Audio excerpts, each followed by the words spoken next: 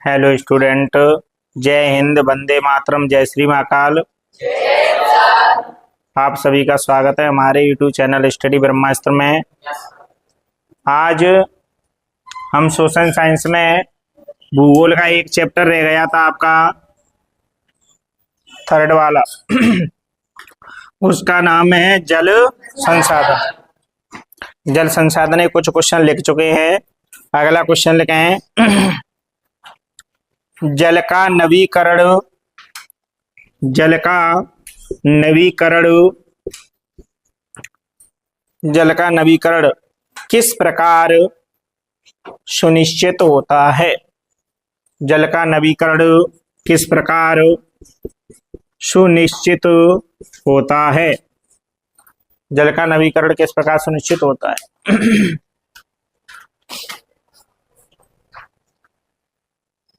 उत्तर लिखें। जल का नवीकरण जल चक्र द्वारा जल का नवीकरण जल चक्र द्वारा सुनिश्चित होता है।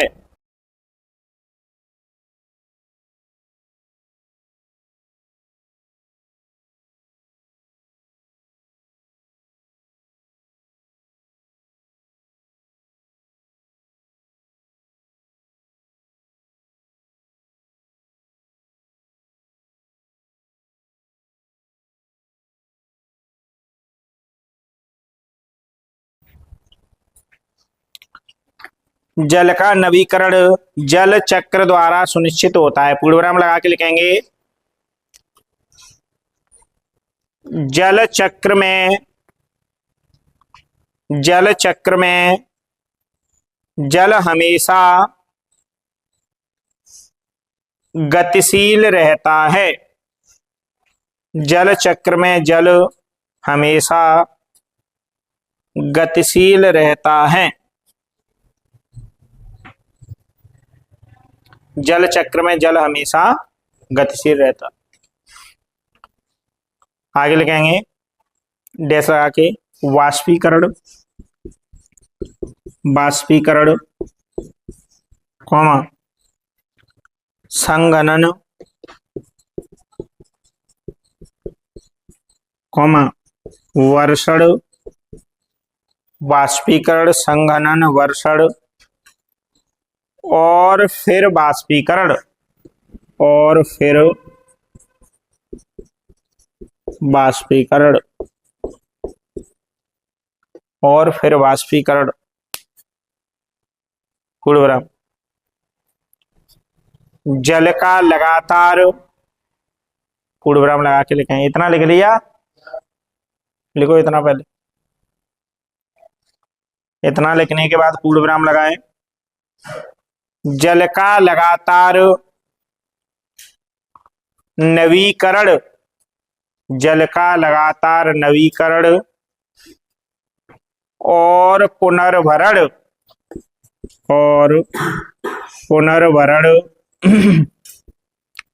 नवीकरण और पुनर्भरण इसी जल चक्र द्वारा होता है। नवीकरण और पुनर्भरण इसी जल चक्र द्वारा होता है। इसी जल चक्र द्वारा होता है।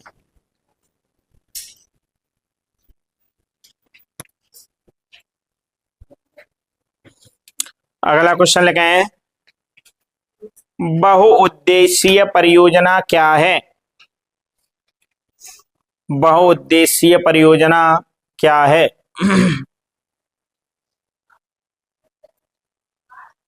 बहुउद्देशीय परियोजना क्या है?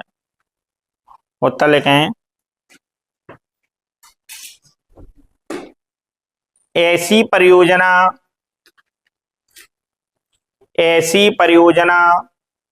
जो एक साथ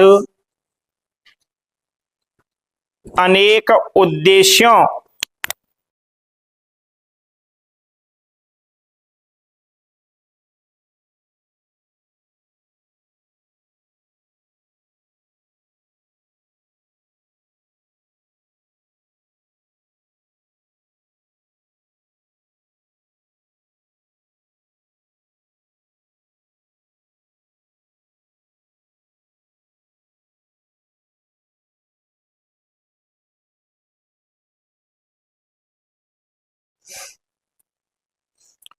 बहुउद्देशीय परियोजना कैसे लिखा है? ऐसी परियोजना जो एक के साथ अनेक उद्देश्यों को पूरा करती है, जो एक के साथ अनेक उद्देश्यों को पूरा करती है, उसे बहुउद्देशीय परियोजना कहते हैं। आंसर था आपका ऐसी परियोजना जो एक के साथ अनेक उद्देश्यों को पूरा करती है, उसे बहुउद्देशीय परियोजना कहते हैं। उदाहरण लिख सकते हैं। सिंचाई,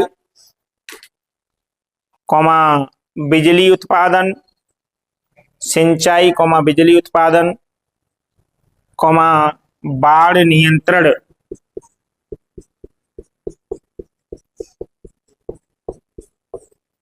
कॉमा बाढ़ नियंत्रण, कॉमा मृदा संरक्षण आदि, कॉमा मृदा संरक्षण आदि।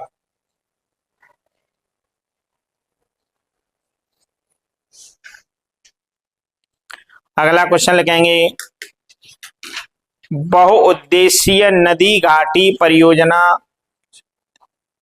बहुउद्देशीय नदी घाटी परियोजना किसे कहते हैं?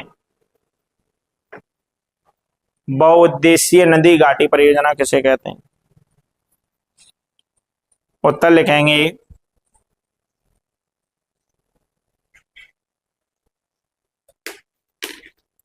सॉरी क्वेश्चन में और लिख लो अभी। बहुउद्देशीय नदी घाटी परियोजना किसे कहते हैं, आगे लिखें क्वेश्चन मार्क लगा के।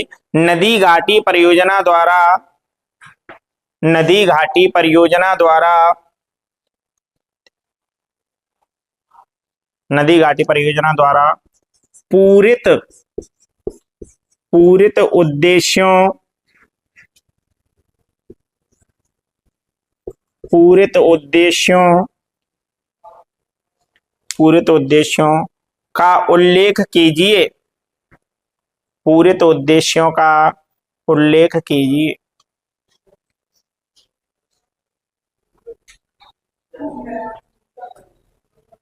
पूरित उद्देश्यों का उल्लेख कीजिए। उत्तर लिखें, बहुउद्देशीय नदी घाटी, बहुउद्देशीय नदी घाटी परियोजना वह परियोजना है,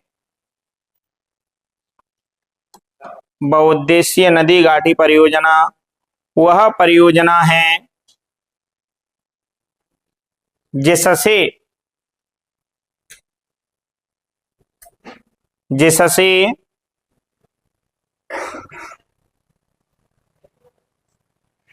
नदी घाटियों से संबंधित, जिससे नदी घाटियों से संबंधित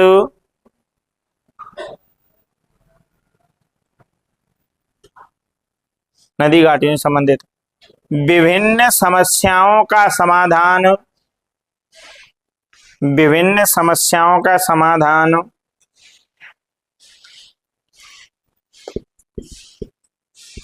समन्वित रूप से होता है, विभिन्न समस्याओं का समाधान समन्वित रूप से होता है।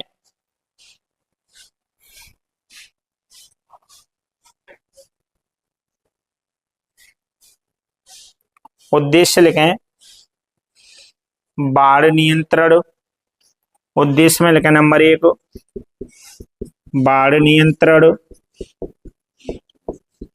बाढ़ नियंत्रण, कॉमा सिंचाई,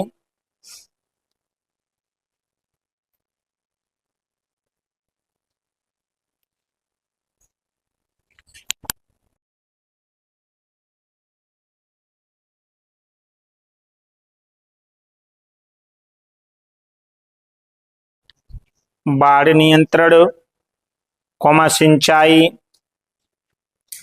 या पॉइंट डाल के लिख सकते हैं। नंबर 1 बाढ़ नियंत्रण, नंबर 2 सिंचाई और नंबर 3 लिखें विद्युत उत्पादन। नंबर 3 लिखें विद्युत उत्पादन। नंबर 3 विद्युत उत्पादन।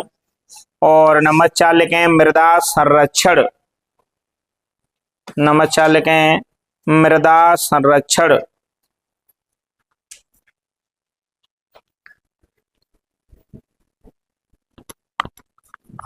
अगला क्वेश्चन लिखें कृष्णा गोदावरी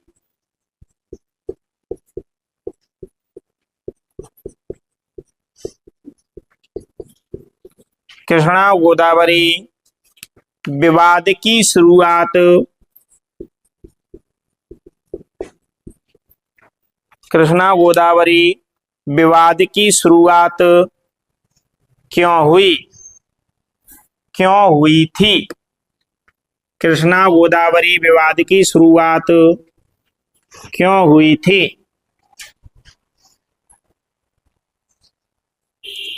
उत्तर लिखेंगे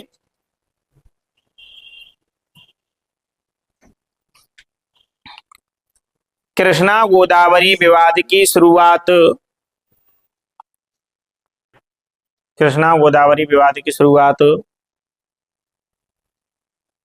महाराष्ट्र सरकार द्वारा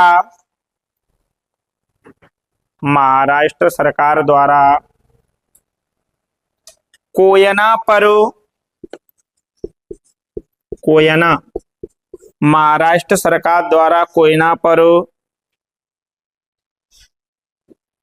पर जल विद्युत परियोजना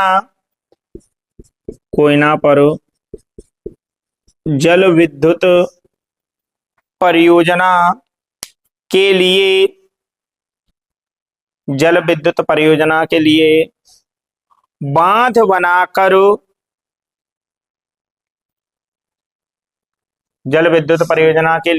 बनाकर जल की दिशा परिवर्तन करके 1 मिनट यही लिखा है ना कृष्णा गोदावरी विवाद की शुरुआत क्यों हुई? यही है ना, जल की दिशा परिवर्तित करके। आगे लिखें कर्नाटक और आंध्र प्रदेश कर्नाटक और आंध्र प्रदेश सरकारों द्वारा आपत्ति जताए जाने से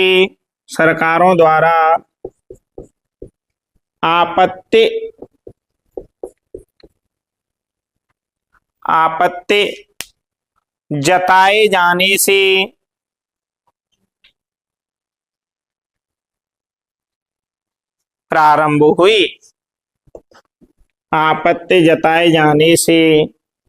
हुई। पूर्वराम इससे इन राज्यों में पढ़ने वाले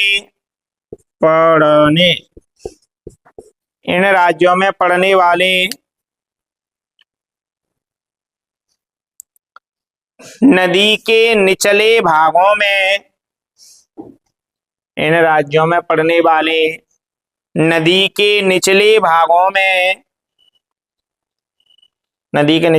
में जल प्रवाह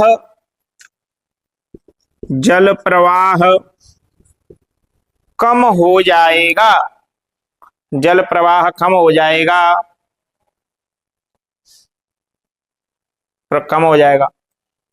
तथा कृषि और उद्योगों पर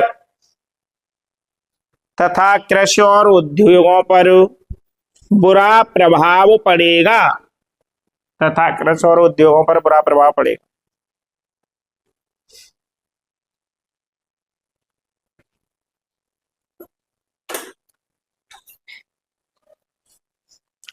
अगला क्वेश्चन लिखें वर्षा जल संग्रहण का अर्थ बताइए।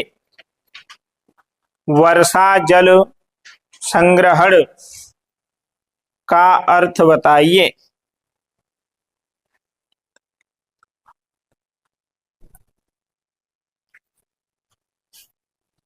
उत्तर लिखें। भौतिक जल की मात्रा को, भौतिक जल की मात्रा को बढ़ाने की तकनीक, भौतिक जल की मात्रा को बढ़ाने की तकनीक वर्षा जल संग्रहण कहलाती है। भौतिक जल की मात्रा को बढ़ाने की तकनीक वर्षा जल संग्रहण कहलाती। अब देखो यहां तक पहले समझ लो। आपका क्वेश्चन था कि जल का नवीकरणीय या नवीकरण किस प्रकार सुनिश्चित होता है। तो जल का नवीकरण जल चक्र द्वारा सुनिश्चित होता है। किसके द्वारा? जल चक्र के द्वारा सुनिश्चित होता है। जल चक्र में जल हमेशा गतिशील रहता है। पहले क्या होता है? वाष्पीकरण, फिर संघनन, फिर वर्षण और फिर वाष्पीकरण होता है। लगातार जल का लगातार नवीकरण तथा पुनर्भरण इसी जल चक्र द्वारा होता है। अब देखो ये प्रक्रिया क्या है। जैसे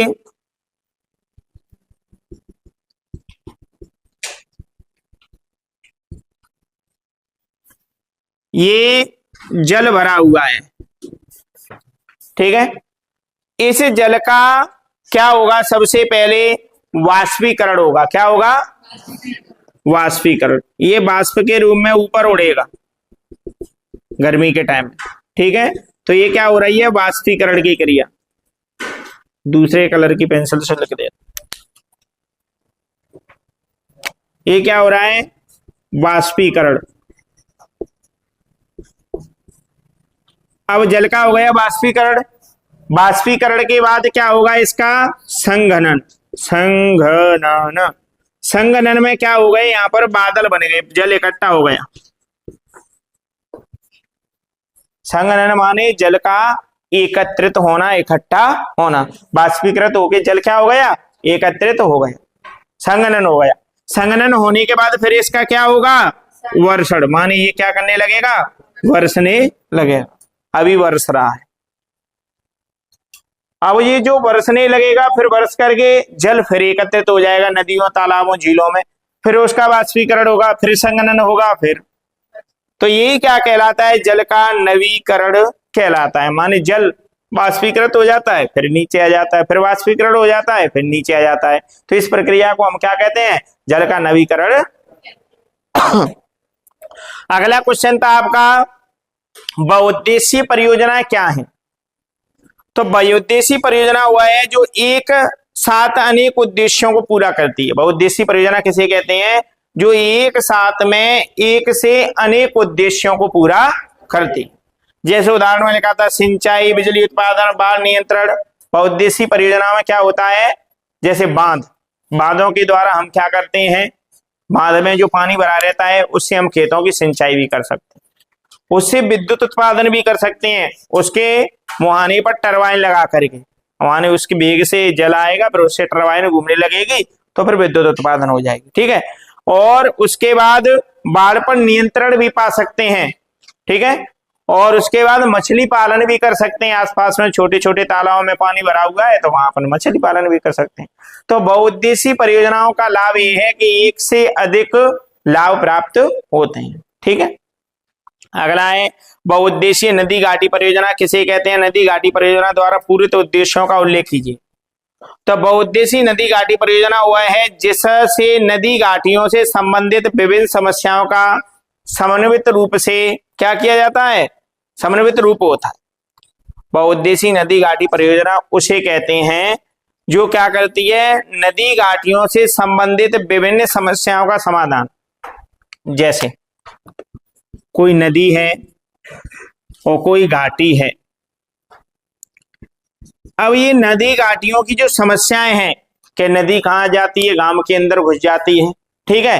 और नदी का पानी एकत्रित नहीं रह पाता है, बह के चला जाता है। घाटियों की समस्याएं है।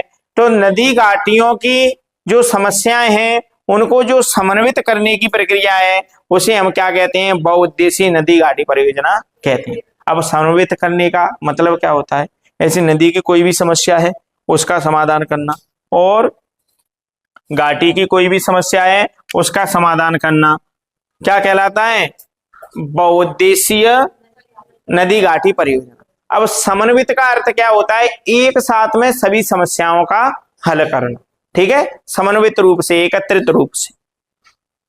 अगला आगे लिखा हुआ है इसमें, जैसे बाढ़ नियंत्रण, सिंचाई, विद्युत उत्पादन, मृदा संरक्षण, ये क्या है? नदी घाटी परियोजना द्वारा पूरित उद्देश्य है। नदी घाटी परियोजना से कौन कौन से हमारे उद्देश्य पूर्ण होते हैं? एक तो बाढ़ पर नियंत्रण होता है, और एक क्या होती है, हमें सिंचाई भी कर सकते हैं हम, इसके बाद बिजली उत्पादन भी कर सकते हैं, और मिट्टी के कटाव को भी रोक सकते हैं। अगला आता है कृष्णा गोदावरी विवाद की शुरुआत क्यों हुई? कृष्णा नदी है और गोदावरी नदी है, इस पर जो विवाद हुआ है उसकी शुरुआत क्यों हुई थी, इसका क्या कारण है, ये समझेंगे। तो कृष्णा गोदावरी विवाद की शुरुआत महाराष्ट्र सरकार द्वारा कोयना पर जल विद्युत परियोजना के लिए बांध बनाकर क्या हुआ था कि महाराष्ट्र जो सरकार है उन्होंने क्या कर दिया, एक कोयना पर, जो कोयना नदी का भाग है उस पर क्या कर दिया, बांध बना दी। महाराष्ट्र सरकार ने क्या कर दिया, बांध बना दिया। बांध बनाकर जल की दिशा परिवर्तन कर कर्नाटक और आंध्र प्रदेश सरकारों द्वारा आपत्ति जताए जाने से शुरू हुई। अब देखिए समझिए, माना कि गंगा नदी ऐसे बह रही है, अब किसी राज्य से, माना कि हमारे यहाँ से ताजमहल के पास से क्या जा रही है, यमुना जा रही है, या कोई गंगा उत्तर प्रदेश में जा रही है गंगा नदी। अब आप वहां पर बांध बना करके उसकी दिशा चेंज कर देंगे, अब इधर पानी नहीं जाएगा, भाई इधर का पानी चेंज कर दिया आपने, कोई दिशा चेंज कर दी उसकी, ठीक है, या इधर, तो दिशा चेंज कर दी, तो इसके ये वाला जो क्षेत्र है नदी का, इस क्षेत्र में जो लोग फसलें करते थे, जो लोग मछली पालन करते थे, जो लोग अपनी जीविका माने जीवन चलाने के कोई भी कार्य करते थे नदी के जल से, वो सब क्या हो जाएंगे, प्रभावित हो जाएंगे। तो इसलिए क्या होने लगा, विवाद होने लगा। महाराष्ट्र सरकार ने क्या कर दिया था, कोयना पर बांध बना दिया, इससे क्या कर दी, उसकी दिशा परिवर्तित कर दी, जिस दिशा में नदी जा रही थी उस दिशा से चेंज कर दिया। तो हुआ क्या था कि आंध्र प्रदेश और कर्नाटक सरकार ने इसका क्या किया, विरोध किया, माने आपत्ति जताई। इससे इन राज्यों में पड़ने वाले नदी के निचले हिस्सों में जल प्रवाह कम हो गया। माने क्या था कि नदी का जो जल का प्रवाह था, माने वेग था, वो क्या हो गया था, कम हो गया, क्योंकि बांध बन गया तो उसका वेग भी रुक गया, कम हो गया। और कृषि और उद्योग पर इसका कैसा प्रभाव पड़ा, बुरा प्रभाव पड़ा। अब इसे आप वैसे भी समझ सकते हैं कि नहर आपके खेतों से होकर जाती है, और पता चले कि किसी क्षेत्र के लोग नहर की दिशा चेंज कर दें कि अब इधर पानी ही नहीं जाएगा, तो आप उसका विरोध करेंगे कि नहीं करेंगे। तो ऐसी महाराष्ट्र सरकार ने ऐसा किया, तो कर्नाटक और आंध्र प्रदेश सरकार ने उनका विरोध किया या आपत्ति जताई। अगला है आपका वर्षा जल संग्रहण का अर्थ बताइए। तो भौतिक जल की मात्रा को बढ़ाने की तकनीक वर्षा जल संग्रहण कहलाती। भौतिक जल मात्रा माने पृथ्वी के अंदर जो जल है उसे हम कहते हैं भौतिक जल की मात्रा। उसको हमें कैसे बढ़ाना है, उस जल को बढ़ाने की जो टेक्नोलॉजी